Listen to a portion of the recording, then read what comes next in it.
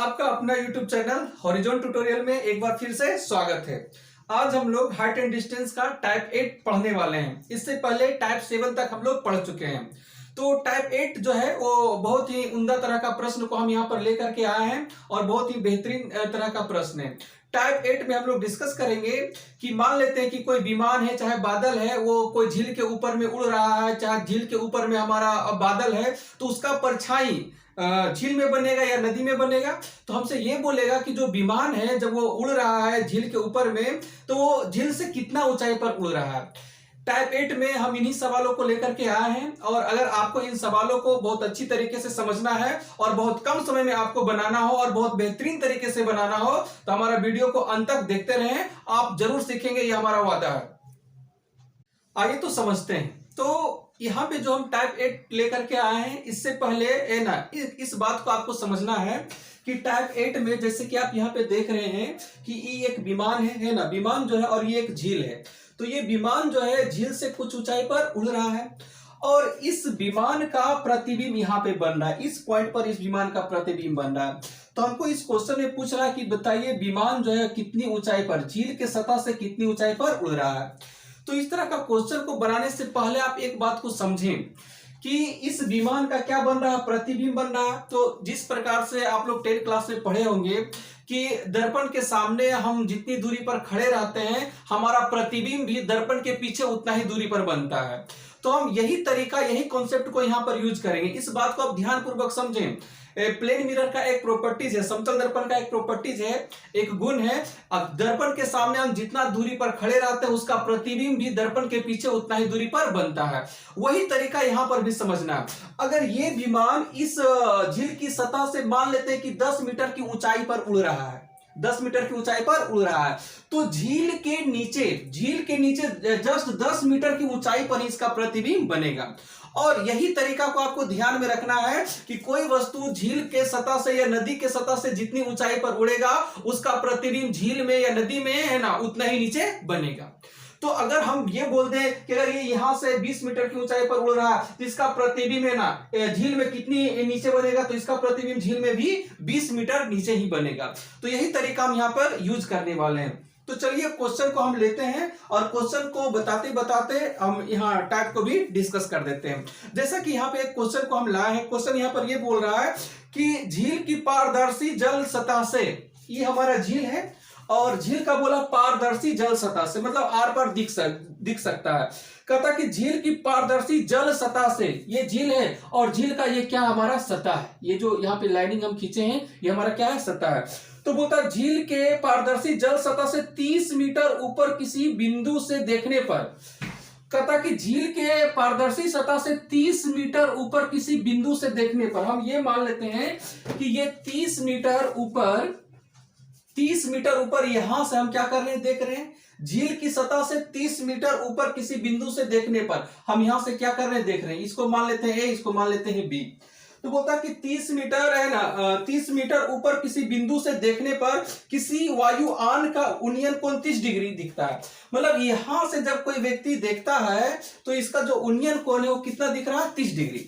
यहां से देख रहा है 30 मीटर, झील की सतह से 30 मीटर ऊपर यहां से एक व्यक्ति क्या कर रहा है, देख रहा है। किसको देख रहा है, वायुयान को देख रहा है।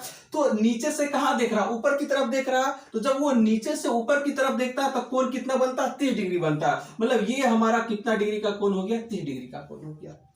अब और क्वेश्चन को पढ़ते हैं, क्वेश्चन में और देखते हैं। और झील के पानी में वायुयान का प्रतिबिंब का अवनमन कोण 60 डिग्री दिखता है। अब वो क्या करता है ना कि यहां से ऊपर देख रहा था तो उसका वायुयान दिखाई पड़ेगा, जहाज दिखाई पड़ेगा, लेकिन ये क्या करता कि इस जहाज का प्रतिबिंब नीचे भी तो बन रहा होगा ना। तो ये व्यक्ति क्या करता कि यहां से नीचे की तरफ भी देखता है। तो जब ये नीचे की तरफ देखता है तो उसका जो अवनमन कोण बनता है वो कितना डिग्री का बनता है, 60 डिग्री का। तो ये देखिए यहां से एक व्यक्ति इसका प्रतिबिंब को देख रहा है, जहाज के प्रतिबिंब को देख रहा है, झील में इसका प्रतिबिंब बन रहा है। और यहां से जब वो नीचे की तरफ देखता है तो अवनमन कोण कितना डिग्री का बनता है, 60 डिग्री का बनता है। मेरे ख्याल से आपको क्वेश्चन समझ में आ गया होगा। क्वेश्चन ये बोल रहा है ना कि ये एक झील का सतह है और 30 मीटर ऊंचाई से एक व्यक्ति जो है ना इस वायुयान को क्या करता है, देखता है। झील की सतह से 30 मीटर ऊंचाई पर एक वायुयान को क्या करता है, देखता, और कितना डिग्री के कोण पर देख रहा, 30 डिग्री के कोण पर देख रहा, और इसका प्रतिबिंब झील के नीचे बनता है। अब ये व्यक्ति क्या करता है कि इसका प्रतिबिंब को नीचे की तरफ देखता है, ऐसे करके देख रहा है। तो ऊपर से जब कोई व्यक्ति नीचे की तरफ देखता है तो अवनवन कोण बनता है, और कितना डिग्री का बन रहा, 60 डिग्री का बन रहा। तो हमको क्वेश्चन में ये बोल रहा है निकालने के लिए कि झील की सतह से वायुयान जो है कितना ऊंचाई पर उड़ रहा है, ये हमको ज्ञात करना है, निकालना है। तो आइए देखते हैं, अब इसको बनाने की हम कोशिश करते हैं। तो देखिए यहां पर अगर हम नाम लिख दे पहले ABC, इसको कर देते हैं C, इसको कह देते हैं D, और इसको कह देते हैं FE, और इसको कह देते हैं F। तो इसका मतलब ये झील की सतह से है ना CD ऊंचाई पर उड़ रहा है, मतलब यहां से यहां तक की ऊंचाई हमको क्या करनी है, निकालनी है। अब बातों को आप ध्यान से समझेंगे कि अगर ये 30 है तो ये भी हमारा कितना हो जाएगा, 30 मीटर ही हो जाएगा। देखने से आपको लग रहा होगा कि ये आयत जैसा बन रहा है, और आयत की सम्मुख भुजाएं आपस में क्या होती है, बराबर होती है। अब आप यहां से देखेंगे इस बड़ा वाला त्रिभुज में अगर हम काम कर लें, या पहले छोटा वाला त्रिभुज ही ले लेते हैं, त्रिभुज DAE में अगर हम बात कर लें, त्रिभुज DAE में अगर हम देखें, लिख लेते हैं 30 डिग्री। तो टेन थीटा का फॉर्मूला क्या होता है, P/B होता है। तो यहां पर P का वैल्यू क्या हो जाएगा, अगर यहां पर हम लिखें P/ कितना हो गया B। अब P का वैल्यू किसको रिप्रेजेंट कर रहा है, D को रिप्रेजेंट कर रहा है, और B का वैल्यू किसको रिप्रेजेंट कर रहा है, ये हमारा AE जो लाइन है ये हमारा क्या हो गया, B हो गया। तो यहां पर हम लिख देते हैं AE। तो आप समझ सकते हैं कि ये हम छोटा वाला त्रिभुज में लिए हैं, छोटा वाला त्रिभुज में टेन कितना डिग्री, 30 डिग्री। अब देखिए 10 30 डिग्री का वैल्यू कितना हो गया, 1/√3, अब बराबर P/B। इसका मतलब ये D अब बट्टा क्या है, A।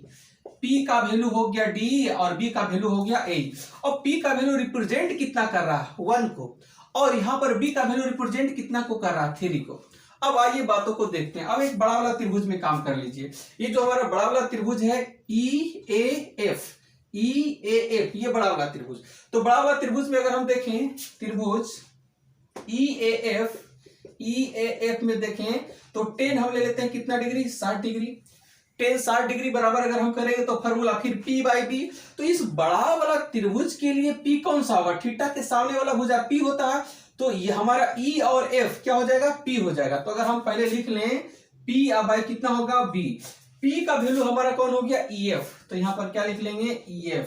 और B का वैल्यू हमारा कौन हो जाएगा, इस त्रिभुज के लिए फिर B हमारा कौन होगा, AE, तो यहां पर हम क्या लिख लेंगे, AE।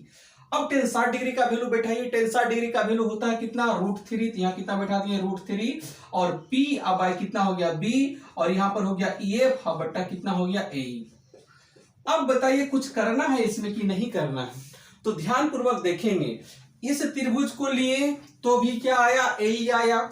फिर ये बड़ा वाला त्रिभुज को ले रहे हैं तब भी क्या आ रहा है, AE आ रहा है। तो AE तो उभयनिष्ठ भुजा हो गया, और उभयनिष्ठ भुजा की लंबाई आपस में क्या होती है, बराबर होती है। तो अब यहां पर देखिए जो उभयनिष्ठ भुजा है AE का वैल्यू यहाँ कितना को रिप्रेजेंट कर रहा है, ये हमारा AE है, AE मतलब B हुआ, और B का वैल्यू यहाँ पर कितना को रिप्रेजेंट कर रहा है, √3 को, और यहाँ पर B का वैल्यू कितना को रिप्रेजेंट कर रहा है, 1।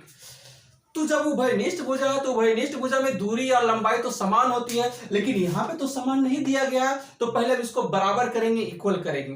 तो आइए पहले हम इसको इक्वल करेंगे। तो इक्वल करने के लिए हम यहाँ पे क्या कर दें, मतलब हमको AE को बनाना है √3, यहाँ पर AE का वैल्यू है √3, और यहाँ पर AE का वैल्यू कितना है, 1 है।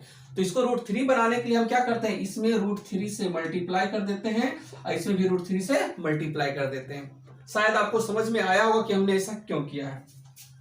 अब गुना कीजिए इसको, √3 में √3 से गुना करेंगे कितना होगा, 3 बट्टा √3, अब बराबर हो जाएगा P/B, मतलब हो गया यहाँ पर EF अब बट्टा कितना हो गया, AE। अब आप देख सकते हैं कि यहाँ पर AE का वैल्यू कितना है, √3, और यहाँ पर भी AE का वैल्यू कितना हो गया, √3। अब हमारा ठीक हो गया, रेशियो के अनुसार से जो हमको रिप्रेजेंट करना था हमने रिप्रेजेंट कर दिया। अब देखिए यहाँ पर अगर अब हमको यहाँ पर बोले कि EF का वैल्यू लिखिए, EF का वैल्यू मतलब यहां से लेकर के यहां तक का वैल्यू बोल रहा है। तो EF का वैल्यू रेशियो के अनुसार से कितना को रिप्रेजेंट कर रहा है, 3 को रिप्रेजेंट कर रहा है। तो अगर हम EF का वैल्यू लिखना चाहें रेशियो के अनुसार, तो चलिए हम यहाँ पे लिख देते हैं 3।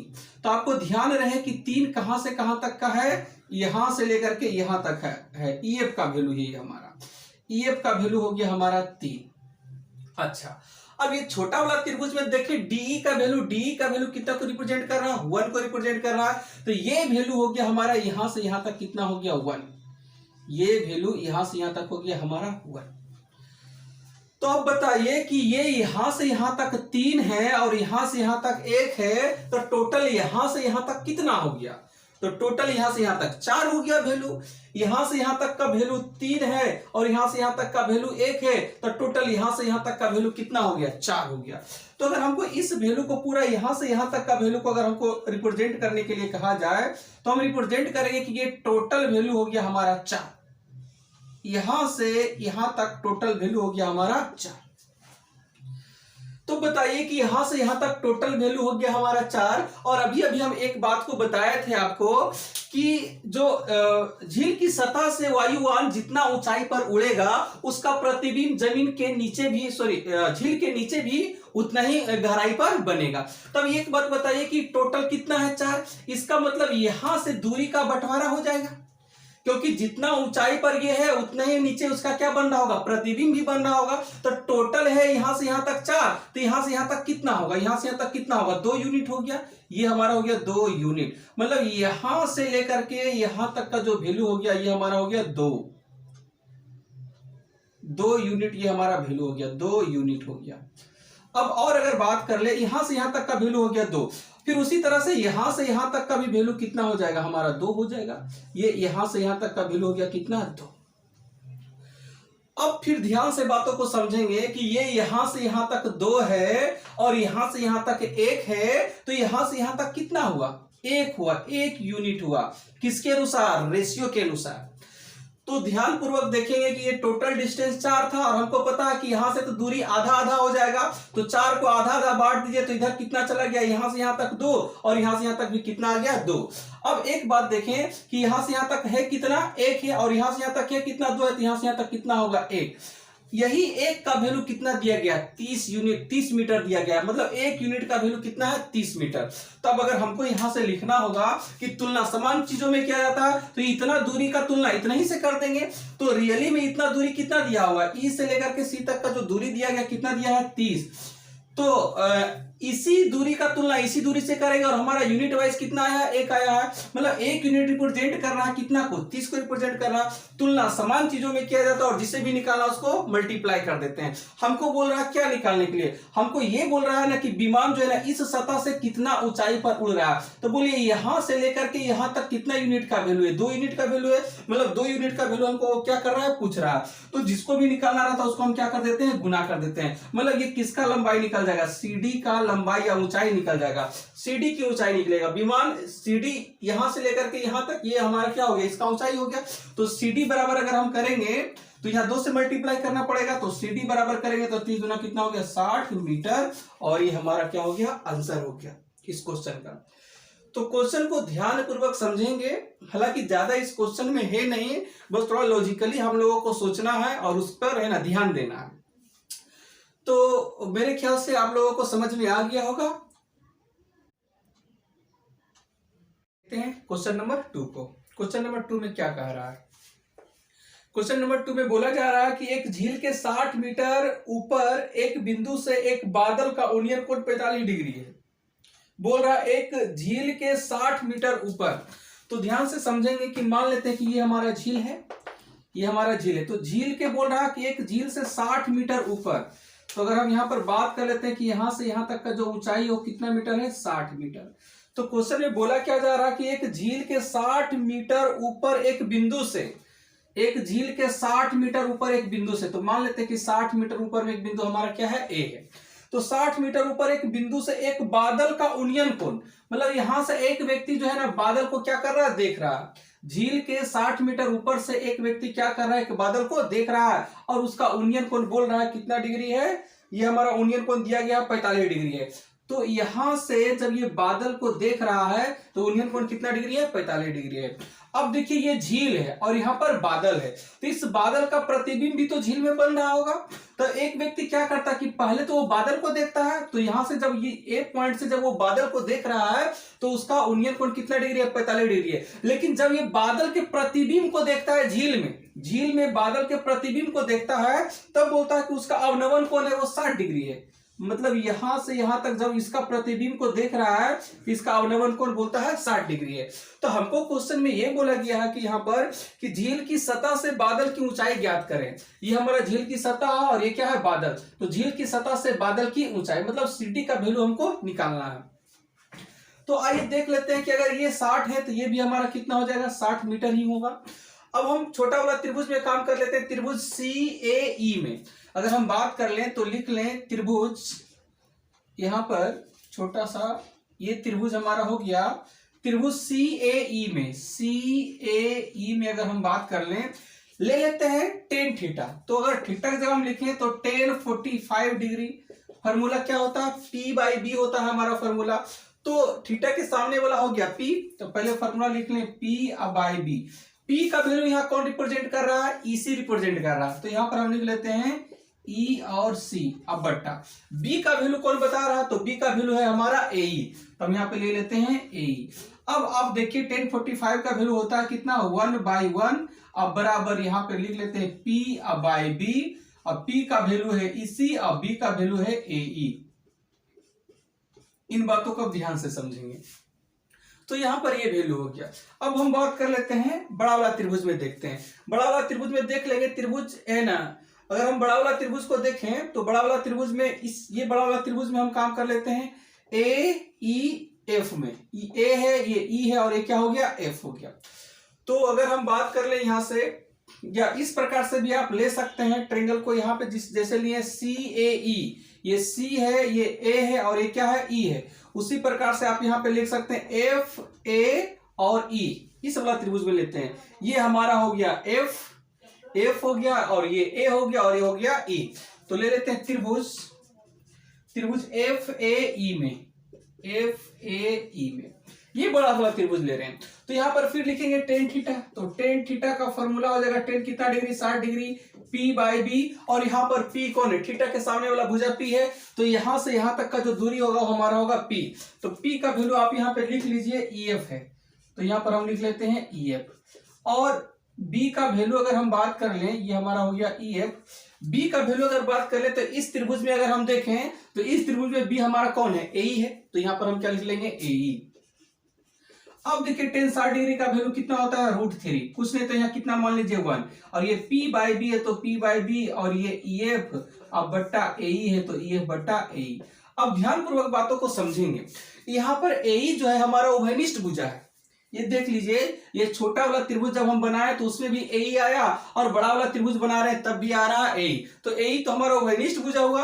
तब यहाँ पर देखिए AE, यहाँ पर AE का वैल्यू कितना को रिप्रेजेंट कर रहा है, 1 को। और यहाँ पर भी AE का वैल्यू कितना को रिप्रेजेंट कर रहा है, 1 को रिप्रेजेंट कर रहा है। इसका मतलब उभयनिष्ठ भुजा की लंबाई जो है रेशियो के अनुसार भी क्या है, बराबर है। तो यहाँ पर कुछ भी करने का कोई जरूरत नहीं है। जैसा कि पिछला वाला क्वेश्चन में बराबर नहीं था तो हमको बराबर करना पड़ा, लेकिन यहाँ पर AE का वैल्यू, AE हमारा उभयनिष्ठ भुजा है, यहाँ पर भी AE का वैल्यू 1 है और यहाँ पर भी AE का वैल्यू 1 है। इसका मतलब सब ठीक है। अब हम रेशियो के अनुसार से इसका वैल्यू को लिखेंगे। तो आइए लिखने की कोशिश करते हैं। EC का वैल्यू देखिए, ये हमारा EC है। EC का वैल्यू यहाँ कितना है, 1। ये हो गया हमारा 1 यूनिट। ये देखिए EC का वैल्यू हो गया हमारा 1। उसके बाद यहाँ पर EF है, ये हमारा EF है। EF मतलब कहां से कहां तक का दूरी, ये हमारा हो गया E और हो गया हमारा F।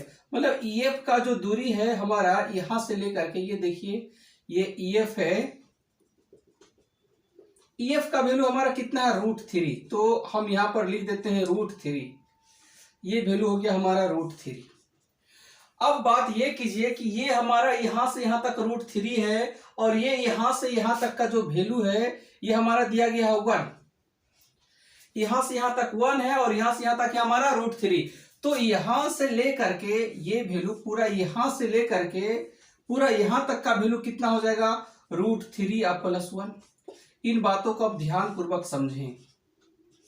हम क्या बताने की कोशिश कर रहे हैं कि यहां से यहां तक का वैल्यू हो गया √3 और यहां से यहां तक का वैल्यू हो गया 1, तो पूरा यहां से यहां तक का टोटल वैल्यू कितना हो गया, तो ये √3 और ये 1 है, तो कितना हो गया √3 + 1। अब एक बात बताइए कि पूरा टोटल डिस्टेंस यहां से लेकर के यहां तक का डिस्टेंस है √3 + 1, जिसमें से ये वाला जो पॉइंट है ये तो मध्य बिंदु में है, क्योंकि जितना ऊंचाई पर बादल है उसका प्रतिबिंब भी झील के नीचे है ना, उतना ही गहराई में बनेगा, तो इसका मतलब ये हो गया मध्य बिंदु। तो टोटल डिस्टेंस है √3 + 1, तो यहां से लेकर के यहां तक का डिस्टेंस कितना होगा, तो अगर हम बात कर लें यहां से लेकर के, इसको हम थोड़ा इस प्रकार से लिख दें, ये हमारा हो गया √3 + 1, ये डिस्टेंस √3 + 1। चलिए अगर हम इसको ऐसे करके खींच दें, ये डिस्टेंस था √3 + 1 टोटल डिस्टेंस।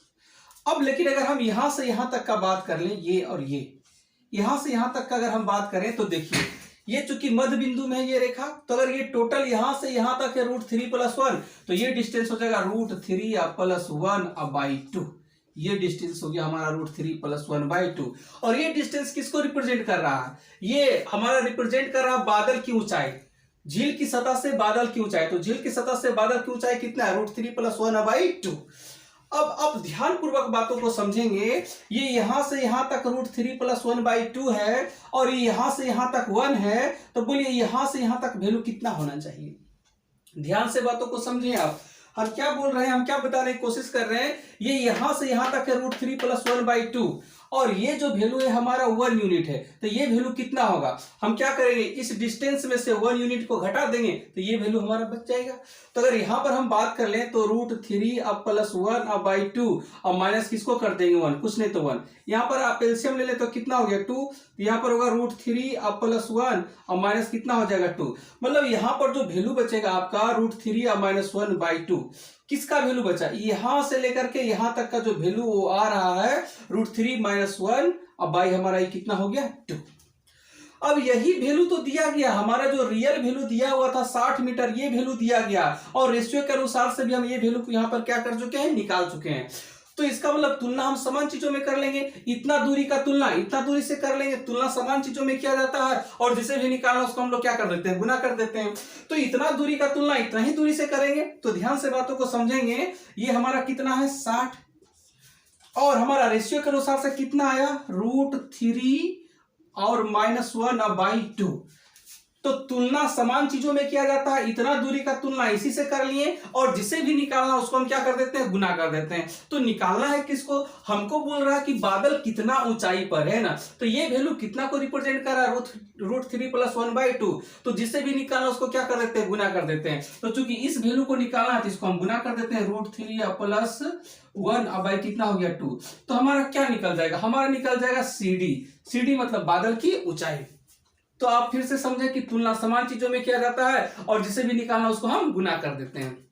अब यहां से ज्यादा कुछ नहीं है, बस कैलकुलेशन है। तो अगर हम ये बात कर लें कि CD बराबर देखें तो 60/1, ये 2 कहां जाएगा ऊपर और √3 और -1 कहां आएगा नीचे, उसके बाद में √3 + 1 अब यहाँ कितना हो गया 2। अब आप देख सकते हैं कि ये 2 से ये 2 क्या हो गया, खत्म हो गया। अब बचा हमारा कितना, अगर हम बात कर लें CD बराबर, CD का वैल्यू यहां पर है 60 और बट्टा नीचे में √3 और -1 और ऊपर में बचा है √3 और +1, ये हमारा बचा है।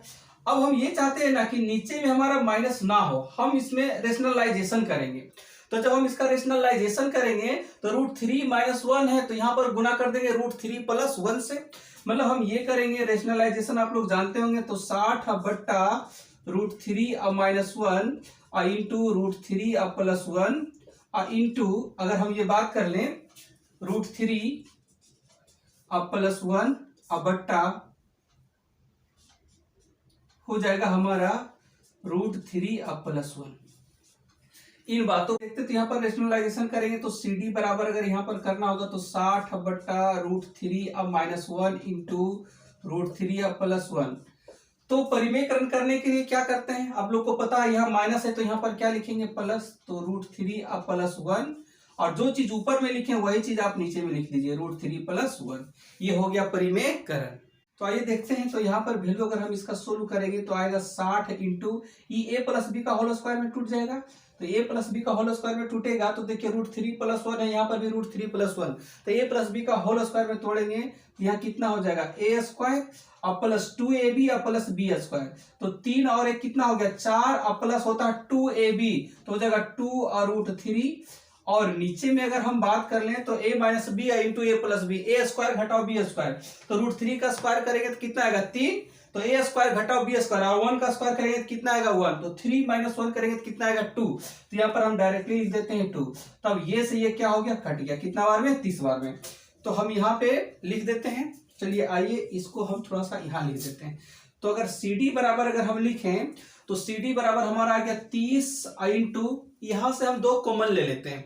तो यहां से अगर हम 2 कॉमन ले लेंगे तो हमारा वैल्यू बचेगा कितना, 2 दूना का कितना हो गया 4 और 2 तो कॉमन चला गया तो कितना हो गया √3।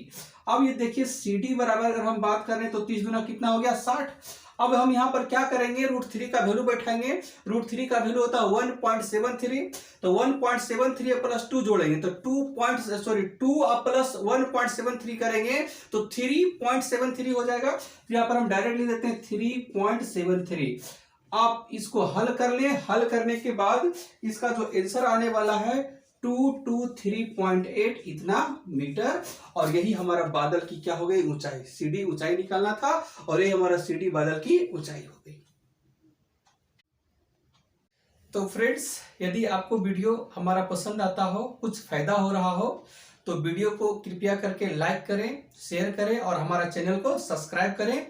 मिलेंगे आप लोग के साथ नेक्स्ट वीडियो में, तब तक पढ़ाई करते रहें। All the very best.